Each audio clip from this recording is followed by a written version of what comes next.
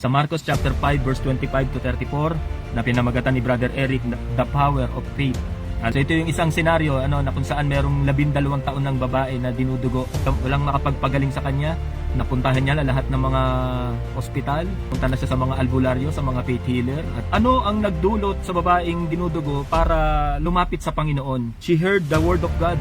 Sa Roma chapter 10 verse 17, ang pananampalataya ay bunga ng pakikinig. Dahil merong narinig yung babae patungkol sa Panginoon, na-build yung faith niya. Mula dun sa kawalan ng pag-asa, nagkaroon siya ng pag-asa.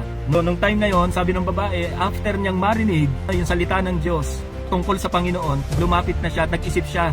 Sabi nga niya, mahipo ko lang ang laylayan ng kanyang damit, ay gagaling na ako. Yung mga lumalapit sa Panginoon, sinisikap yung makalapit sa Panginoon. Kasi maraming gagawin si Satanas para hindi ka makapunta sa Panginoon. Pero tayo, sikapin natin.